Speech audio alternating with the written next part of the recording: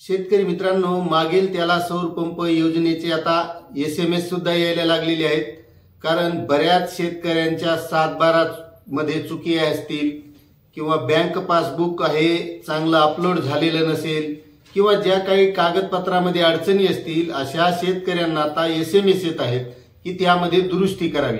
आणि दुसरी गोष्ट आहे की काही शेतकऱ्यांना कुसुमचे पैसे भरायचे मेसेज आले, त्यानंतर त्याच शेतकऱ्यांनी मागेल त्याला सौर पंप या योजनेमध्ये अर्ज भरला आणि तो सुद्धा मेसेज आला। म्हणजे एकाच शेतकऱ्याला दोन मेसेज आलेले आहेत। मग पैसे भरावे का नाही भरावे अशी सुद्धा त्यांना अडचण झाली।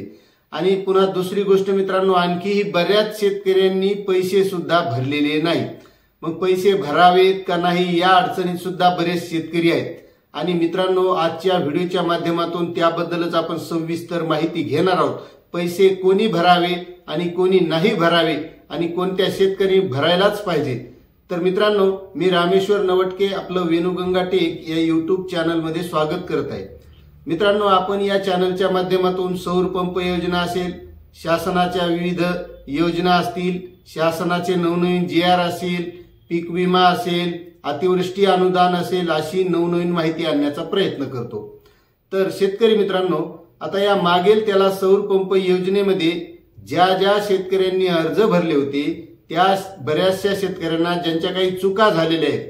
आता चुका म्हणजे त्यामध्ये काही शेतकऱ्यांनी तर असं आहे की आपल्या 7/12 वर विहिरीची नोंद नसताना सुद्धा 7/12 अपलोड केलेला आहे किंवा विहीर आहे पण नोंद घेतलेली नाही, असे जे काही शेतकरी आहेत तर त्यांना हे अपलोड करण्याचा ऑप्शन आलेला आहे की आपण त्या तुमचे जे काही चूक असेल त्यामध्ये दुरुस्ती करण्यासाठी SMS सुद्धा आलेला आहे। मग त्या शेतकऱ्यांनी जर त्या 7/12 वर विहिरीची नोंद घेतलेली नसेल तर आपल्या विहिरीची नोंद घेऊन चांगली स्पष्ट दिसणारी अशी 7/12 अपलोड करणं गरजेचं आहे।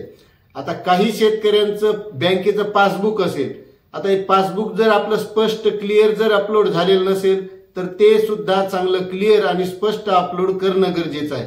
आता हे पासबुक कशासाठी, तर शेतकरी मित्रांनो, बऱ्याच शेतकऱ्यांनी समजा त्यांचा सर्वे झाला आणि त्यांचा जर नंतर अर्ज बाद झाला तर मग त्यांनी जर पैसे भरलेले असले तर ते पैसे आपल्याला या बँक पासबुकच्या माध्यमातून आपल्या त्या खात्यात येणार आहेत।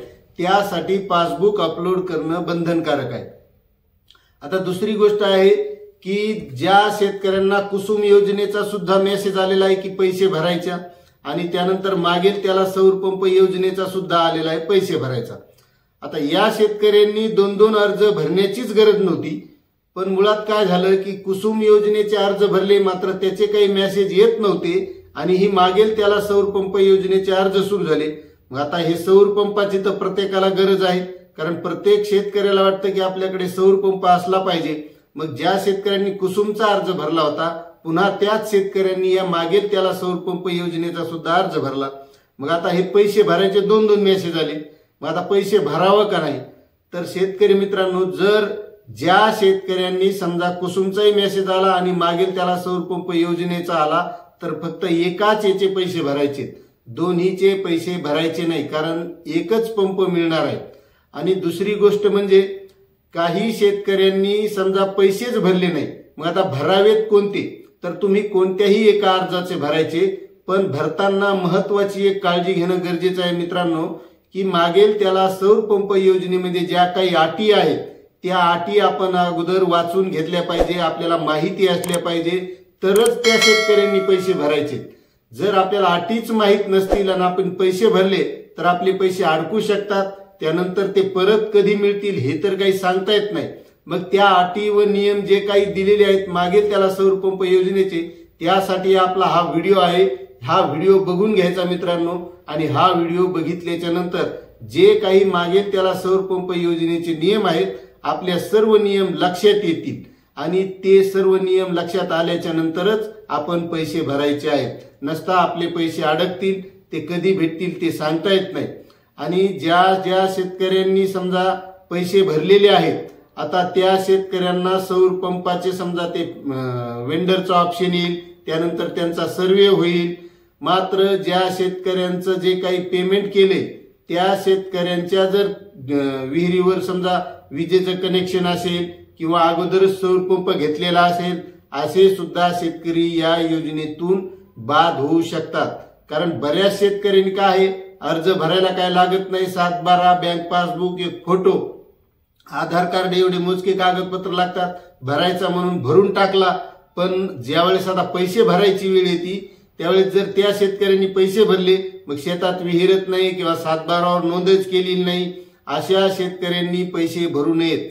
कारण आपले कागदपत्र आपल्याला जे काही नियम अटी घालून दिलेले आहेत त्या योजनेच्या, त्या सर्व योजनेत आपण जर बसलो असतो तरच त्या शेतकऱ्यांनी फक्त पैसे भरायचे, नसता शेतकऱ्यांनी पैसे भरू नये।